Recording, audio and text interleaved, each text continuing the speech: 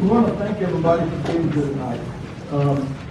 Commissioner's Court and myself take this very serious, and we want you all to know that we take it very serious. Seeing so many members of our community here tells us one thing, that you have a passion for what's going on. And we want you to know that this meeting tonight is to show you what's currently going on in the county and what you need to see that's happening and possibly what could happen in the future. There'll be guidelines that we have to follow through and stay behind. I also want to recognize the Commissioner's Court, Commissioner Gillespie, Commissioner Bowen, Commissioner Pavetta, and Commissioner Eustace. One of the most responsibilities we have is taking this to heart and doing the right thing. So just to let you know, I was presented with a petition earlier this week, or yesterday I guess it was, and it looks like it's 1.62 of the registered voters in the county, the number of the petition. It doesn't mean anything because there's nothing we can do in the action that was asked. Tonight there's another opportunity to come together, just to learn and listen, and take care of the topic that we have out there, the elephant in the room. There's a variety of perspectives that come out of tonight's meeting. There'll be questions and answers. Our presentation shouldn't take more than 20 minutes or so, and then you'll be able to come up to the podium and ask questions or make a statement for 3 minutes, and we'll revolve after that. We appreciate everyone coming together and understanding with that. So at this time, I'm going to introduce our panel who is available here for us to meet with and ask questions of. And they are in no specific order. And if you'll please stand whenever I call your name. Fine to hear it. Okay, for we have Senator Pete Flores, Representative Don McLaughlin, Francis Mareka with TxDOT and Clayton Biggs. I want to tell y'all something. The Texas Commission on Environmental Quality, TCEQ, throw them under the bus. I've called them, I've begged them, I asked them to show up. They will not come. They will not be here for anything. And I'm going to give you numbers, and I want you to call them because that's disrespectful to us. And I want y'all to know that because that's totally wrong. They're bureaucrats, and they should be here to handle the questions asked of them. When I ask questions, she don't want to answer me, and I'm done with that. So I'm not doing either. So, Water, Utilities, Infrastructure, Dr. Aaron T. and Wes Shahan and Amanda Wheeler. These are with Evergreen. Leroy Goodson and Bonnie Saley with Mid-City Water Supply. Dale Fowler with AEP, American Electric Power. Eric Hatman with General Electric Carnes Electric, sorry. Local and regional partners, Brandy Royal with the Appraisal District, David Emery with the Vital City Council. Okay, anybody else? I got everybody? All right, so now we're going to move forward and look at the slides. Tonight we just ask you to be respectful. We're going to treat everybody with respect, and we want everybody to ask to follow the same rules. Over the past several weeks, we've been having questions coming forward to us and asking questions about data centers. There's been accusations that I apologize for my nose running, people. There's been accusations for us at meeting behind closed doors and meeting with people and doing things about data centers. I'm going to tell you, there's probably 9 or 10 data centers that have been through my door. And they're not hiding nothing, they're not asking for anything. I specifically asked them, what are you asking for? So, well, nothing, no tax abatements, no pilot programs, nope. Okay, nothing we can do about that if they don't want them. At that point, they tell me the area they're looking at, and there's nothing we can do, that's a private exchange. So at that point, it's private property rights in between two different people. There's nothing we can do about that. And you need to know that. I've been accused, and these commissioners have been accused of doing things behind the scenes, behind closed doors. Nothing like that's happened. Sometimes there's 2 commissioners in a meeting with people. Sometimes it's me and a commissioner in a meeting with people. It is not a quorum. Sometimes it has to happen like that to meet people. We don't work in a city form of government. City government has a city manager and staff. We don't have that. That's not the way county government works. So we have to meet with them and do our job. And we have our own staff that works with things, but they can't answer questions sometimes. So now we're going to go ahead, Justin.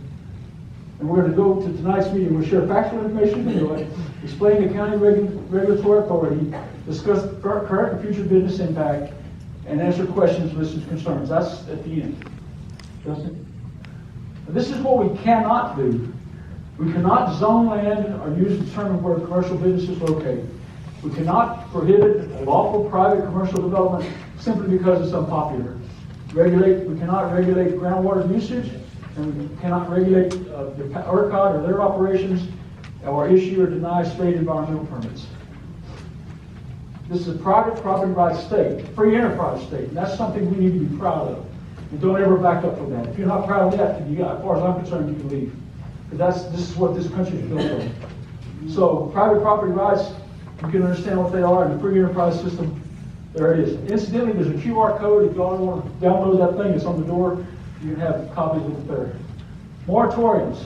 Moratorium is a temporary pause on accepting or processing certain permits, approval, development applications, additional information is gathered, or regulations are considered based on a demonstrated shortage of essential public facilities. Counties do not have the authority to issue moratoriums. Hill County got sued for $100 million. They dropped the lawsuit in the county, went after the commissioners and judge for $20 million each. I don't think either one of us up here want to be sued for $20 million each. So we don't have the authority, so that right now is not going to pass. It takes the Constitution to be changed in the state for us to have that authority. Okay, this is the example of Hill County. What Atascosa County can do, and again, I want everybody to know, we're not here promoting data centers. I know several faces out there right now that represent data centers. I know, you've been in my office. And those people are sitting out here today, and they asked to speak, and I told them, no, this is not your meeting. You want a meeting? You'll get to Clinton Civic Center, Jardine Civic Center, Showborn, where have your meeting. We'll come, but we're not going to sit here and promote data centers. That's not our job. It's their job to put their own stuff together. Require submission of subdivision plats, certain development applications out. This is the stuff that we can do. We can require compliance with subdivision rules and regulations from state and federal laws, review roads, damage to infrastructure associated with subdivisions, coordinate with state and local agencies to address development concerns and issues, protect county public roads and infrastructure, negotiate development agreements. That's something I'm talking about with the pilot program, which payment below taxes. And we can require review permitting for building fire codes and something else. So that's something else we're going to address later in this meeting about updating our fire code. So it will be a situation they have to work for. Who regulates what?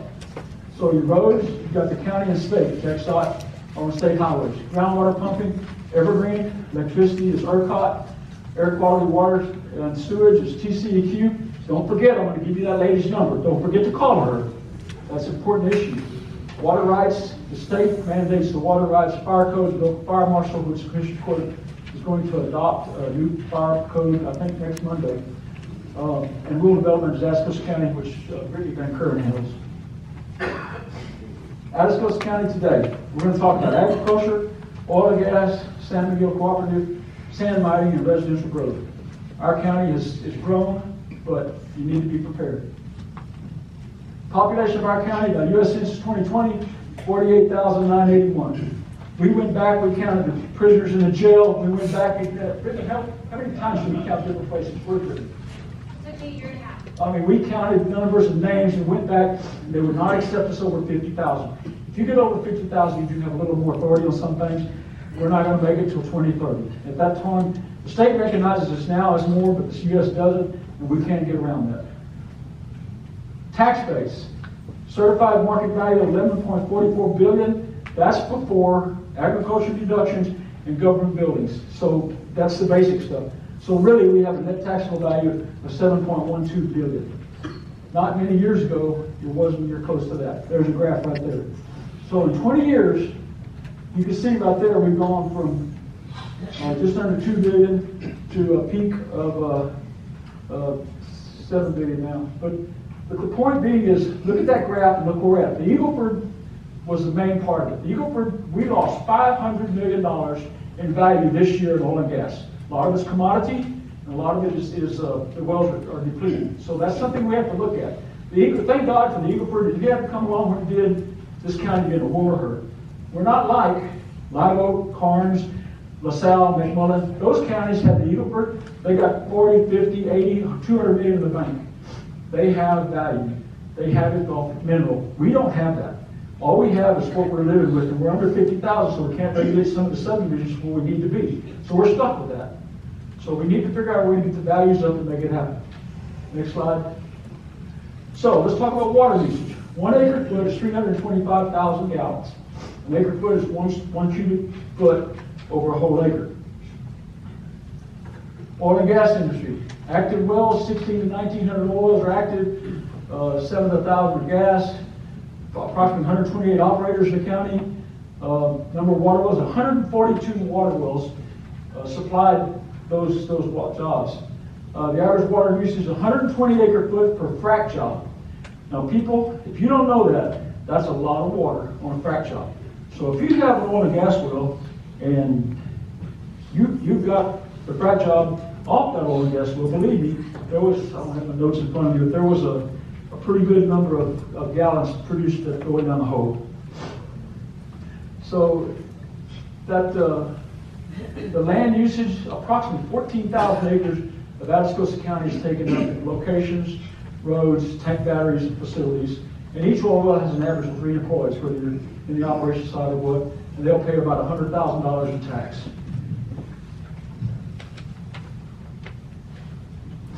Okay, now let's talk about the sand plant operations. So you've got land usage of 918 acres. That's the average sand plant. Water usage of that entity is 1,602 acre feet a year, which is 522 million gallons of water at those sand plants. You're going to see some things that are going to shock you when you see what's going on. Employees 80 to 150. Truck traffic is 1,700 trucks per frac job. So it takes 1,700 loads of sand to do 1 Eagle Ford frac job. Now you take that times 1,000 Eagle Ford wells, we're talking about 17 billion pounds of sand have been hauled out of these sand pits. 17 billion pounds of sand. That's a lot of sand. So their annual property tax, again, because of their values, is only set at $194,000 when they're out there generating those kind of numbers. All right, agriculture in Atascosa County. Let's look at the turf grass farm. We believe there's 13 turf grass farms out there that are commercial. The number of water wells on those turf grass farms is 48. Water usage is 1,495 acre feet, 487 million gallons a year. Land use is approximately 366 acres. There's just one entity that we use an example of. Employs 5 to 10 people, and the annual property tax for that per entity is $1,639. They get agriculture value on a turf grass farm. It's not the appraisal district's fault. It's a situation because it's a crop. And that crop is valued at that, and that's the way it is, and that's the way they're going to pay it. I don't blame them. They get away with it, good. Until the law's changed, that's what we're stuck with. City residential subdivisions. So we have a land usage of approximately 80 acres for 350 houses. And the water usage of that's 116 acre feet, 37 million gallons a year. Total residents around 1,200 people. That's 3 per household. Annual property tax is just under $600,000. Now, the tax numbers I'm using up here are county tax only, not school or city, just county. San Miguel Electric, coal-fired power plant down here south of Jordan, about 15 miles. In Atascosa County, they use 22,000 acres for what they mined. Water usage is 4,719 acre feet a year, which is a 5% of the 5% or so of the county uses of water. 5% of that water is the county's water is used in that one plant. The annual tax for the county is $333,000, and years of operation left 1.5 years. Year and a half from now, we're going to start turning the lights off. 300 jobs are going to go away. So we need to find some placement for those jobs. They need to be good jobs. You can see in 1992 the value was $215 million. Today is $69 million.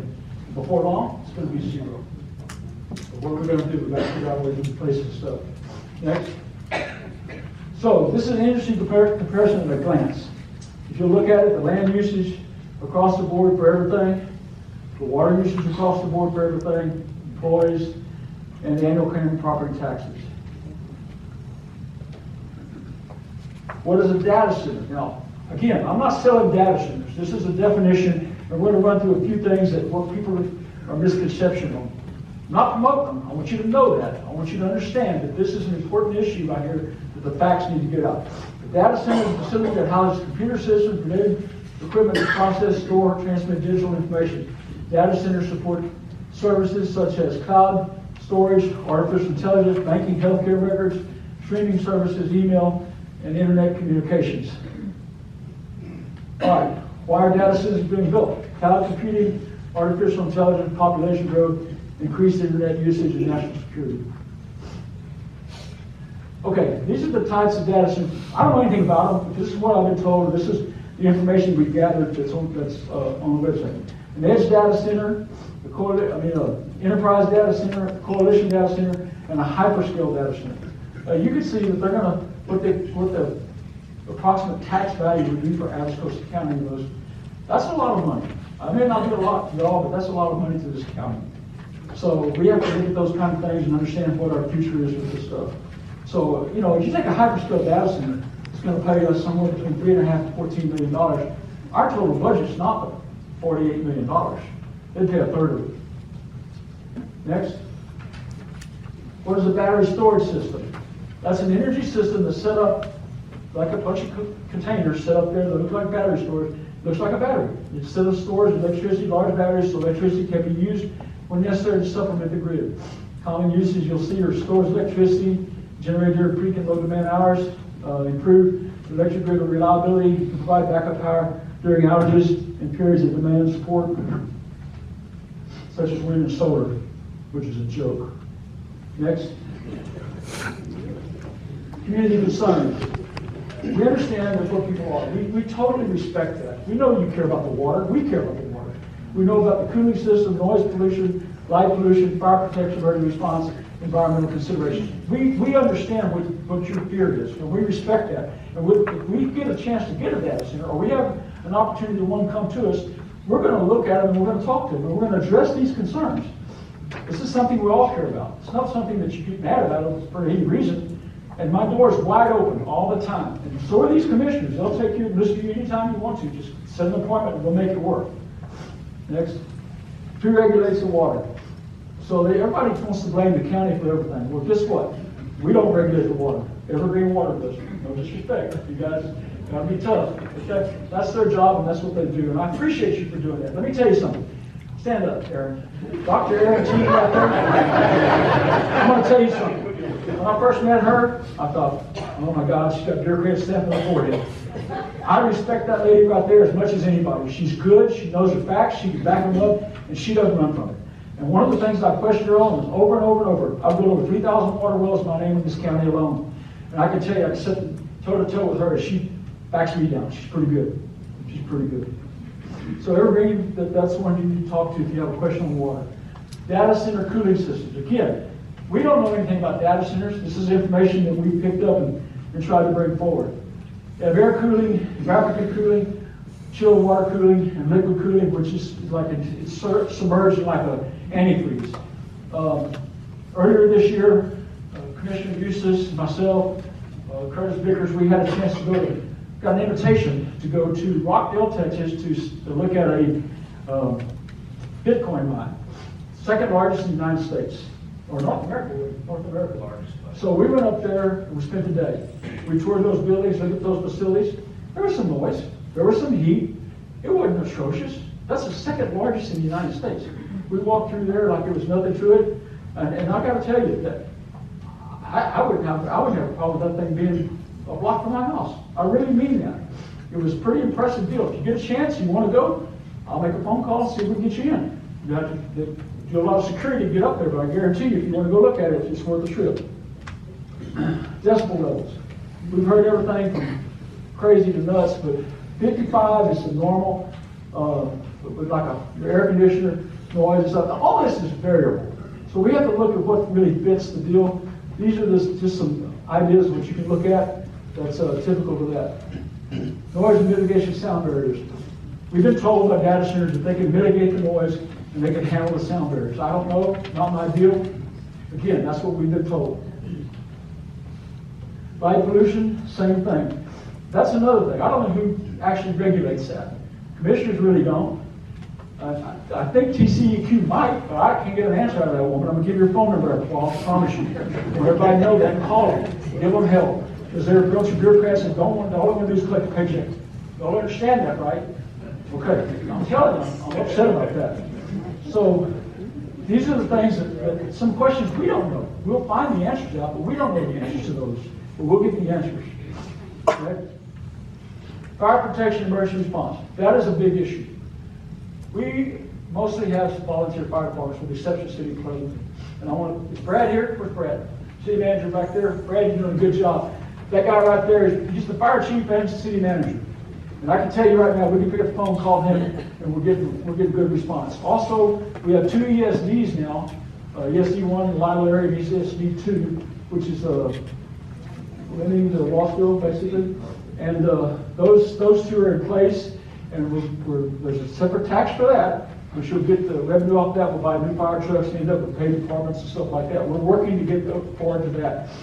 Pleasanton, Jordan and Christine and Charlotte and Campbellton are all volunteer, and I have to tell you, Lenny's further, ESD now. Yeah, but the other ones, God bless them. Thank God for those volunteers showing up. Are they trained? You know what I know. You don't know what they can do until they get them singing. It's a situation we have to look at. And if a data center comes, we'll try to make a deal with them to figure that out. But I understand through Medina County and Guadalupe County that they made deals with people to help upgrade stuff. Next. Environmental considerations.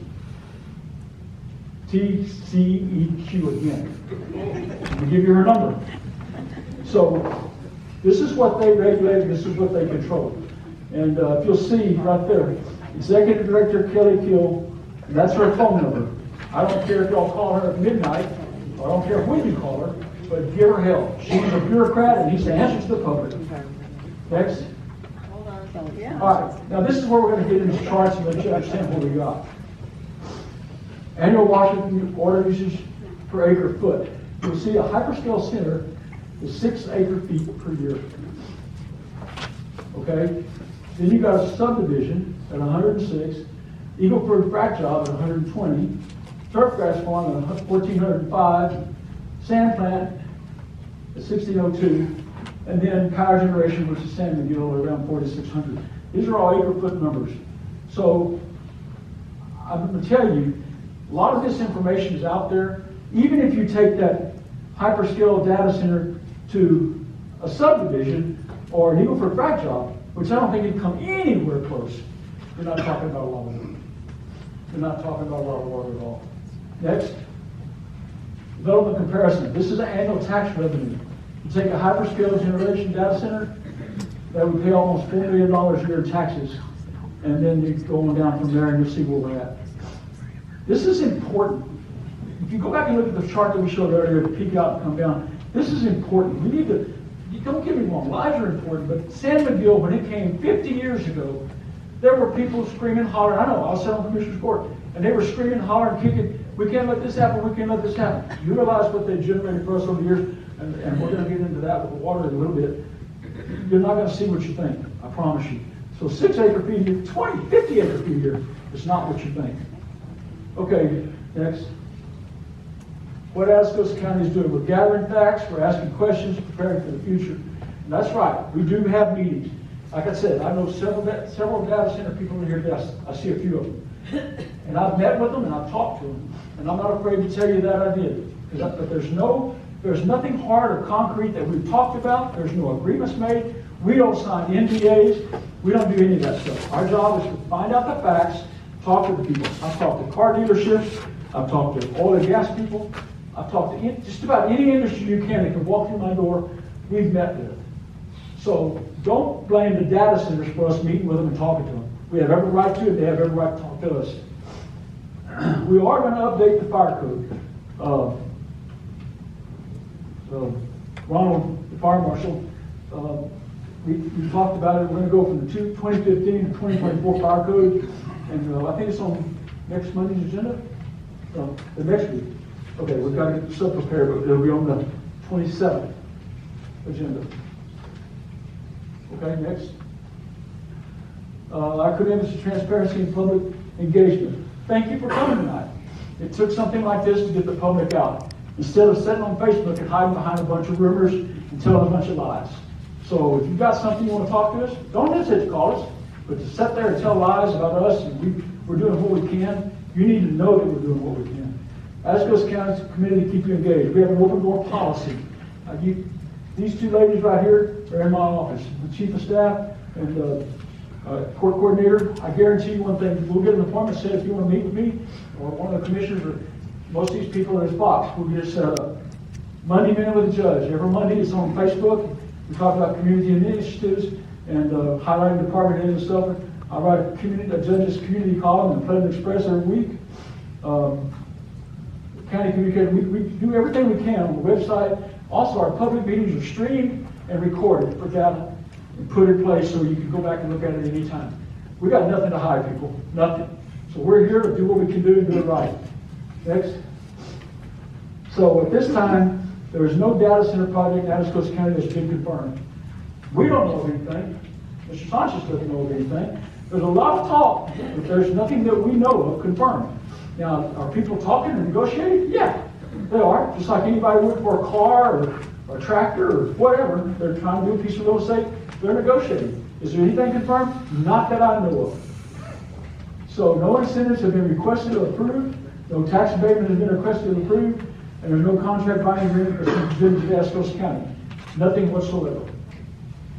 Next. So now we're going to have questions and concerns. If you want to make a statement or you have a question, you're welcome to come up here. To be recognized in order you're signed in. Speaker must be a resident or taxpayer of Atascosa County. Each speaker will have up to 3 minutes.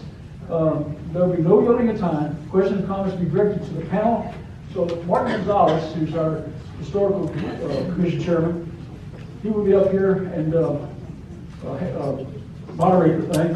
I'm going to step back in case there's a direct question for me. So if we don't have an answer tonight, or one of the panel doesn't have an answer, we'll get you that answer.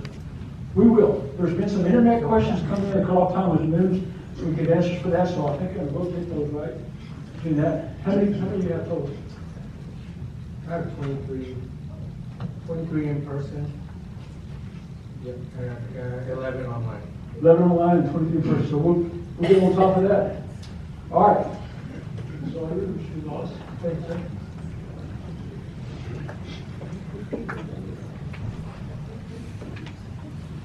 Good evening, as the judge said, my name is Martin Gonzalez, County Historical Commission. I'm born and raised here at Atascosa County. I was born down the road, Old Mercy Hospital, and then I'm still there. So I'm having these reading glasses tonight. So, please read these rules again, just to be clear.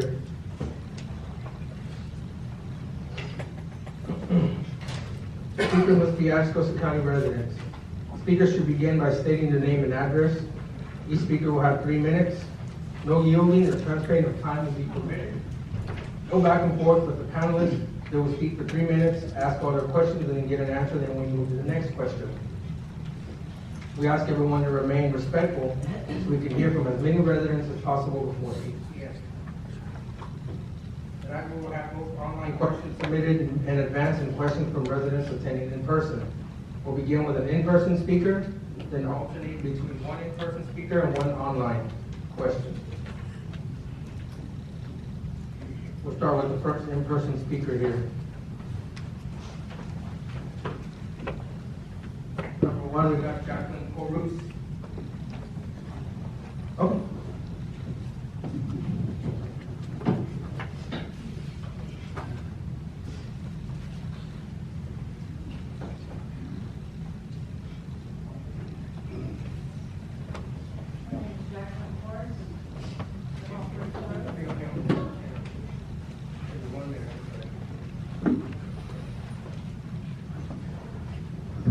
Everybody hear me? Yes. All right, now we're good. All right, I'm sorry, Ms. Corus. Corus, yes, ma'am. You have 3 minutes. Go ahead and ask your question. There's a clock going here for you to see. Is that starting with my name and address? Or? Yes, ma'am. Go ahead. Jacqueline Ford, 2585 Ridge Road, Texas. The county gave the disabled 21 hours and 42 minutes to prepare a statement that may be read at tonight's meeting. And you've been organizing behind closed doors at least since January 2026 regarding family members. According to your biotic show, slide 13, you stated population of Atascosa County is under 52,000. That was in 2020. However, according to census.gov, the population of Atascosa County is 53,590 as of July 1st, 2025. We all know why we want to keep the population under 50,000. Just stating one reason: elections, different precinct requirements, and election administration rules of apply. The way for today's presentation took up some time tonight on such an important topic concerning the health and well-being of your constituents. This exemplifies exactly how you prioritize the residents of Atascosa County. Atascosa County residents are intelligent people. We do our research, we learn the facts. The facts are: Judge Logan Food, Commissioner Eustace, Curtis Vickers, Tabitha Garza, TUG have been planning behind closed doors since at least January 2026. The person in charge of giving out permits to these companies that will drain or resources like water is the fire marshal. Ours is not certified by the state of Texas to do so, even have the accreditation to responsibly act as a fire marshal in the event of a catastrophic fire event such as a best center or data center catches fire in our county. How do you go from being a police officer for over 20 years to being a fire marshal with no firefighting experience? Atascosa County requires our fire marshal to only have one certification, which is basic fire investigator. The state of Texas, Texas Commission on Fire Protection, requires 4 additional certifications and continuing education. So it's not just 603 days after being paid as a fire marshal to get one certification. 1 year, 7 months, 24 days. We demand the county update and raise the requirements to meet state requirements for a fire marshal. Michelangelo Ponza has more firefighting experience and state accreditation to qualify as a fire marshal. I guess when an epic catastrophic fire event happens in Atascosa, Ron can call on Mike and ask what to do. With the proposed data center development, can the county and companies disclose what type of cooling system, refrigerants will be used, including whether freon, HFCs, ammonia, or other chemical refrigerants will be stored on site? If so, what quantities will be present? What leak detection, emergency response plans will be required? Will the public be given access to the environmental, fire, safety, and TCEQ related documents before any agreements move forward?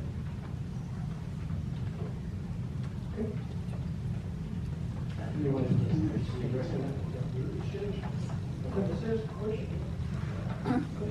No question. All right. I have several questions. All right, moving on to the online question. Stephanie Moreno, present.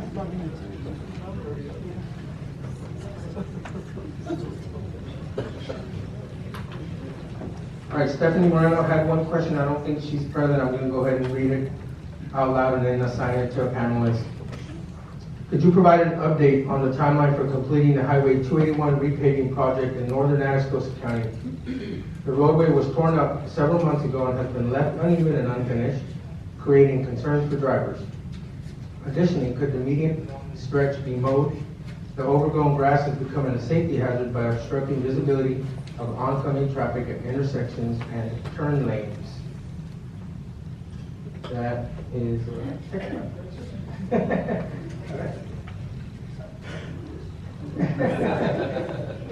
yes, go ahead. Yes, we do have a project coming up.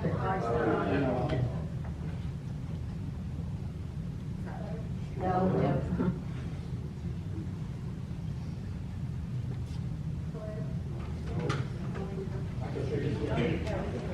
Can I try to speak? Can y'all hear me in the back? Okay. We do have a project on 281 that is upcoming. It has been let. It's to be constructed by Viking. They're out of Arizona. The contractor is. They are scheduled to start later this month. They'll be removing the co-located portions first and then coming back through with the microsurface project. It is typical for TxDOT to prepare our road for a project like this up to a year in advance is our goal, so that the materials have time to cure out. So it's not uncommon to see truck work done and a non-finished product for up to a year on one of our roadways that will be receiving either a seal coat or a microsurface type project. For the mowing, our mowers are scheduled to start later this week. They plan to have 2 crews, one starting on the east end of the county and moving towards 37, and the other crew starting on the west side. So maybe a little bit before we get to 281, it just depends. We don't have control over their schedule. they bid on the project and we can't tell them how to build it. We just give them the plans. So we don't have a say in their schedule, but if we need to, we have, I know Commissioner Gillespie helped in Linning. And then on 16, north of Coty, where we have the right of highway, we've mowed pieces of that median so that we can help with site distance. So if that's something we can address that, if our mowers don't hit that location soon. Thank you so much. Second in-person speaker, we have Oscar Corres.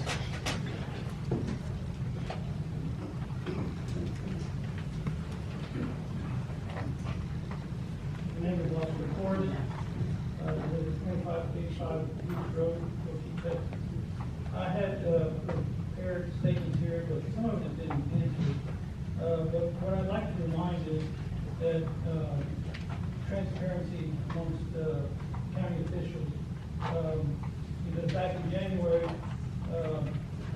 the county, in June, the county stated that they had not met with any data centers, but yet in January, y'all had met with data centers. There was a phone conversation, meeting with them, and it's public, it was on public record. So, like I said, you need to talk with these people. They have questions, y'all have answers for them about what they can and can't do, or what you all can do.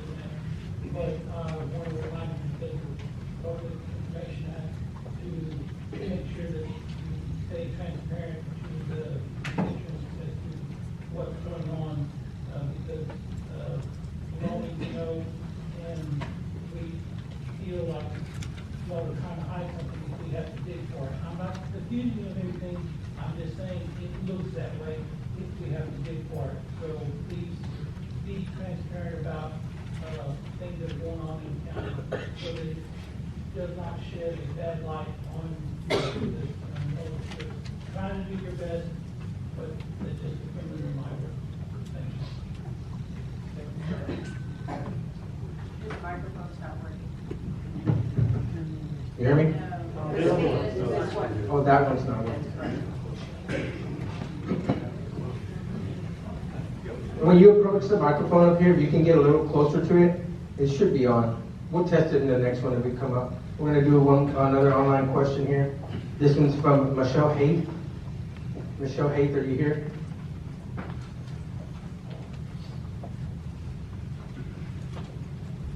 I'm going to go ahead and ask the question for her. Before approving this project, what guarantees can you give the residents who live nearby that our water supply, property values, quality of life, and tax dollars will be protected, and how will those guarantees be enforced if the developer fails to meet them?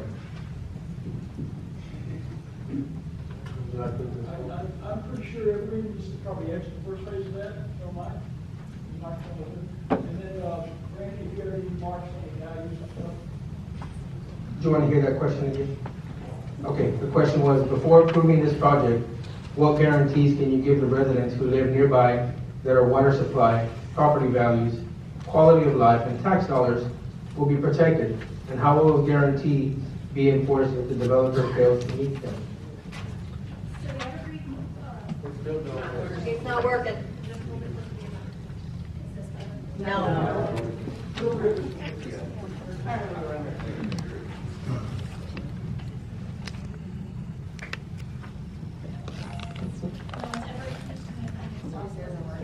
No. Okay, so the Evergreen,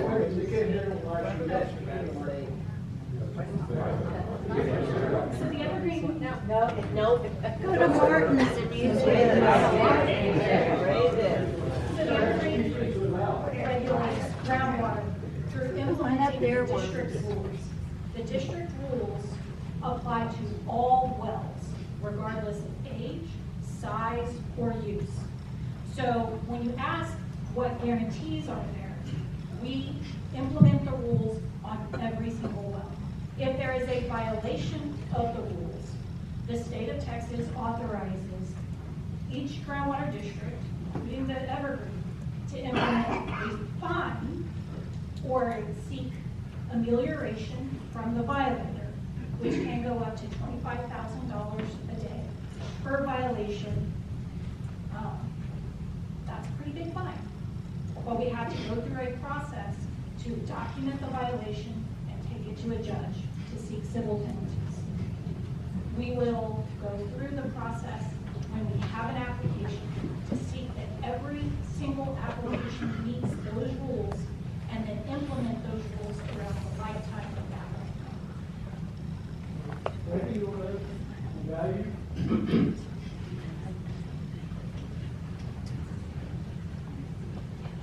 Did you ever get to that microphone? Good evening, can you hear me? Yes. So the value, we have to wait until something is here before we can value it. We can't predict the value, we can't estimate the value. And then what that value does to your property, we have to wait and see how the market reacts. We report solely on market indications. So it's a waiting game. We can't predict anything on property value.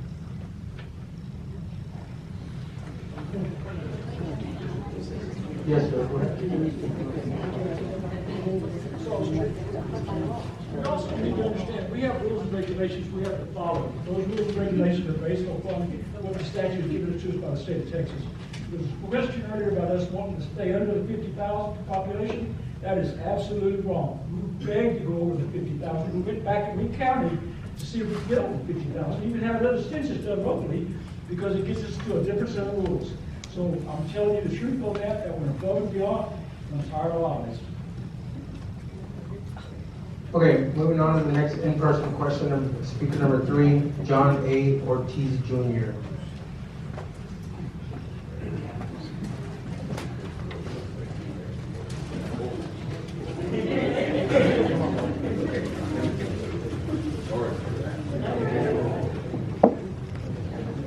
I'm an old man, so bear with me.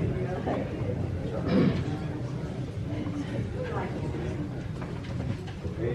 Hello, Mr. Ortiz, can you take that off? This Yeah. microphone, but I don't use it. Yes, sir, take the mic, you can take it off. Okay? There you go. Welcome, Mr. Ortiz. Thank you. Yes, sir. My name is John A. Ortiz. There you go. Lane, and I've lived here in Atascosa County for the last 48 years, okay? So I'm not from here, but I am here and I will die here, okay? When I came here, brought 5 sons with me, 14 to a year old. And I've lived here, paid my taxes like everybody else. My concern is this, my comment and then question. Comment is this. I went to the review board to protest my taxes, right? Which I have a right to do. And the answer that I got was, well, the surrounding counties are compared to my property. It's okay. I've sat on the review board. I've served on that board. Engaged. And I know the procedures. So my concern is this. My question was, I stated on the record on the protest, taxes are too high, and everybody says that. My main concern was that people, not all of the county, but people living an acre behind me are not paying any taxes because they have been put on exempt status as a church. It's a residential area. I've been to the previous county judge, I've been with the judge before this commissioner's court and stated the fact that I'm stating to you today. And the facts are, this county, the judge just gave us a briefing, and the briefing was, we don't have enough money, right? So what do we get the revenue from is from taxes. And if that is the point that I'm trying to make is, how come people that live an acre behind me are not paying any taxes? They're completely exempt, and I stated it on my form. 0 taxes. I don't think that's right, okay? Now, the next question is, or a comment also, is why is that? I've been to the appraisal board, and the lady that I just recognized that spoke a while ago stated the facts, answering the question. And my question is, why are the people 1 acre behind me paying no taxes? Okay? That's my question, and I think she can address it. Now, if our duties as an entity like the judge are talking about maybe it's a state controller's responsibility to approve records or not. That's a question to you, ma'am, okay? So if you approved it, what I'm saying is it should be some sort of a building that is fire safe. We've been to the fire chiefs in the past, and I have record of that, talking with them. I'm gonna be brief. And no answers, right? That's right. Yes, sir.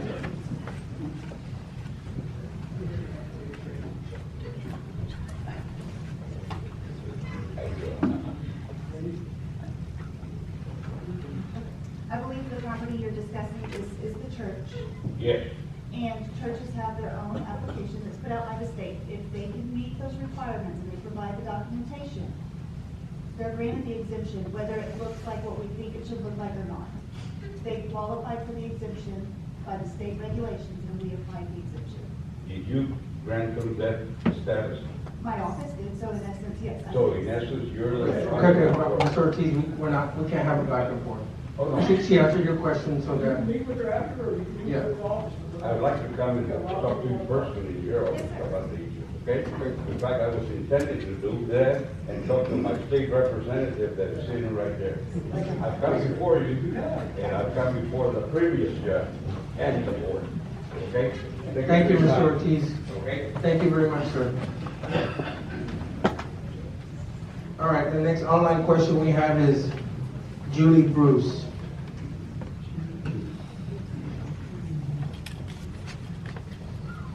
I'm going to read her question. This is an online submission. Have all fire departments been trained on how to handle BSS fires, and have they been supplied with the equipment to handle them? Mr. Sanchez? No. Thank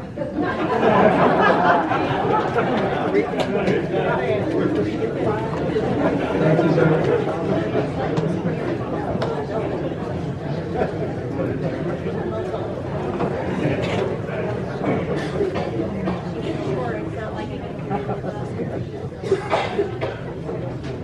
All right, our next in-person question, speaker number 4, Mark Mansell. I hope I'm saying that right.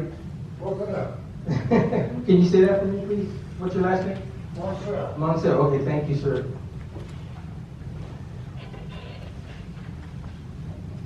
Go ahead, yes, sir. Good evening, my name is Mark Marcel.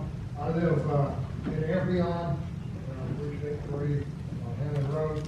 I've been asked by 2 property owners to share my property boundaries to speak on their behalf tonight as well. Our combined property boundaries extend about 3/4 of a mile on the western boundary of the North Herman site. Data centers don't come to give. It's trickle down economics. Data centers come to take and infringe on our already limited resources. We've been through that. 27 individual properties bound this North Herman site. I challenge you to go talk to each one of those families and tell them what's coming, and tell them what's going to be the impact and the value of their property and their quality of life.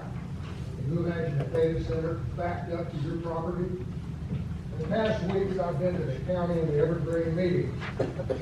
The explanations I've heard are understandable, but they're words without teeth. They might sound good, but they're nothing more than promises, alibis, and excuses. Mixed messages from Austin are nothing more than obfuscation. Agendas are hidden. Follow the money is probably the answer. The Herman legal battles goes way back to last year. David Herman's intent and objective were clear even back then. Let's say I ask you a direct question. How are you going to protect our quality of life with a data center sitting on our property line? It's rhetorical, of course, and I don't expect an answer. If you had one, I'd ask you to explain it to our horses and our cattle. In the words of Charles Spurgeon, a very highly respected theologian and scholar, It's never right to do a little wrong for the greater good.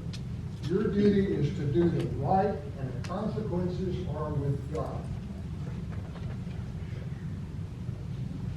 What I'm doing here tonight is not defensive.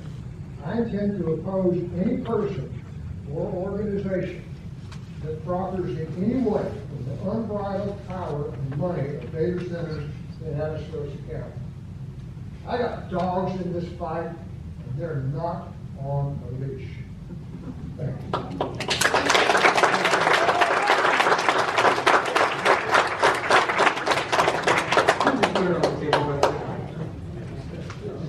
Thank you so much. I was actually number 4 as well. Are we on there already? Yeah. Oh, yeah, you were. Hold on, these are misnumbers. There's 2 number 4s and 2 number 5s. You'll be coming up, I guess you're really number 6. So give me about 2 more and then we'll get on this. Another online question here. From Julie Bruce again. Is the Energy Branch data center separate from another data center that Mr. Coot and Mr. Vickers have been planning and working on?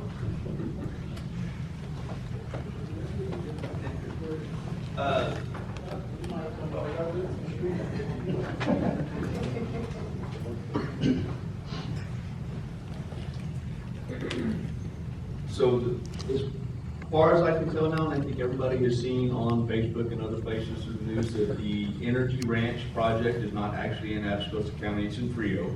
And I think that was confirmed at the Evergreen meeting when they withdrew their application. It was documented by the resistant groups as well that they had withdrawn. What you're considering a data center that we have planned is the meeting that occurred with Texas Energy Group. That was an introductory meeting. They came to us, introduced themselves, told us what they were doing, where they were looking. We asked a bunch of questions. The transcript was out there in public information. There should have been everything in there transparent. And that's basically the last we heard of them until I had a phone call from Mr. Little, said, hey, we're looking at a small project. Didn't say it was a data center. They do various things, Vestas, other things as well. They're a power builder. Said we're looking for something about 50 acres, county or city. County doesn't have anything that large. I told them the city has a property, 500 acres they purchased. You can look at it, see if it fits your needs. If so, contact the city. And so none of these projects are connected, and none of the projects other than the Energy Ranch has been confirmed. Thank you, sir. Our speaker number 5 in person, Diane Shearer.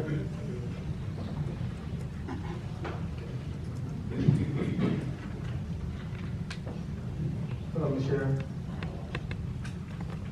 Hi, my name is Diane Sherrill. Can't hear you.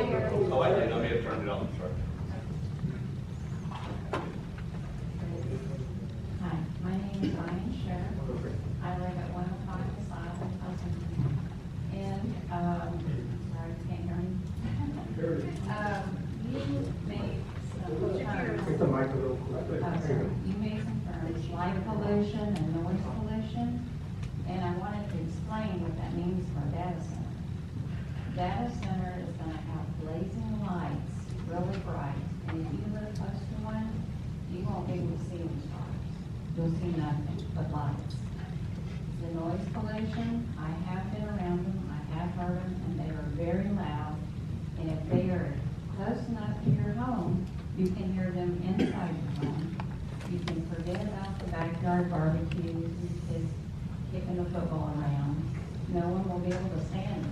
And if you're inside your home, and you can still hear that noise, what about your family meals and the kids' homework and sleeping? That's all gone too. So I just want everyone to be aware, if you're close enough to your home, that's the kind of life you will have. That's all. Thank you, Ms. Shearer.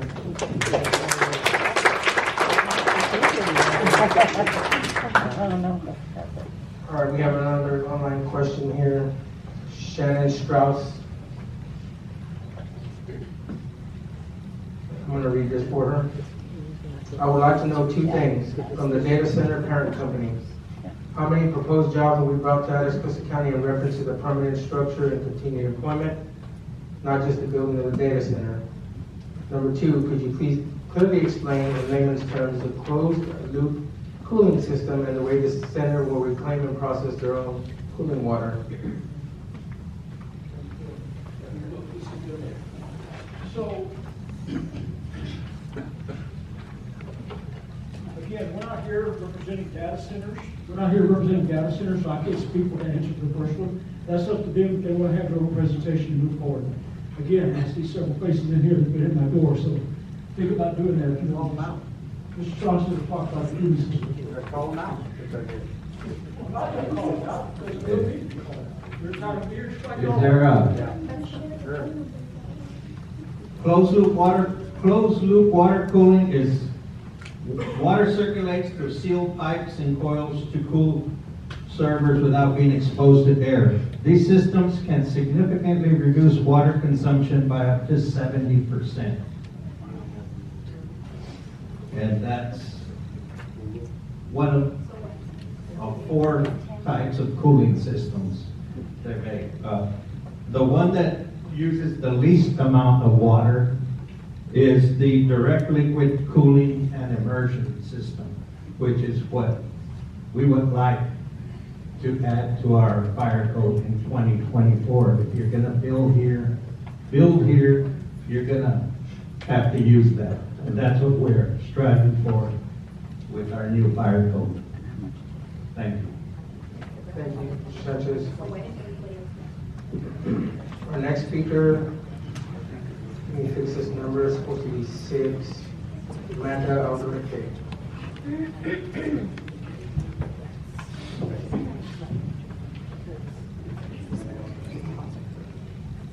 Hello, ma'am. Hello. Amanda Alderete, 339 PM New Lane. So my first request is moratorium. I know you said that we can't, and that you guys should possibly be sued, but there's no evidence of that. So I would still like to possibly request that also, to establish a new water regulatory board. The third thing is a high water development review board as well. We had some numbers earlier, about 3 to 14 million that you guys can generate. But if you think about costs and associated to a possible fire, you could be spending around 2 million. So let's just say if we're at the bottom level of 3.5, we subtract 2 million, we're left with 1.5. How are we going to pay for all the transportation and the vehicles coming in and out? We're going to need money for the roads. So by the end of the day, once we have all this money that we're supposedly getting, we're actually going to be paying out so much more. And on top of that, what about the energy consumption? So we all know that there's a tax abatement, right? So the increase that we have could be anywhere from 35%. If I'm paying $230 right now on the bill, I'm paying around that has to go to somewhere, right? So state or locally or schools. So who's going to fork out the money for the schools for the increase? I mean, we're talking about 2 million probably. So all the money that you think that we're going to make, we're not. We're not going to make that money. The biggest thing that I see as an issue right now, and it's mostly coming from Harvard analysis, air pollution, for health, economic growth, for AI data centers. So this specific gentleman from Harvard is stating that there's going to be a climate catastrophic event because there's no, we are building at an extreme and alarming rate to the point that nothing's regulated. We don't know how these things work. We don't know how they operate. And let's just look at Wyoming. They just had a closed loop system that supposedly doesn't discharge into the aquifer or into their water source. It's in their water source right now, and they have bacteria in their water that they can't drink. How are you supposed to bathe? Or what about a fire? What about the California fire that just recently happened? What are you guys gonna do about the toxic chemicals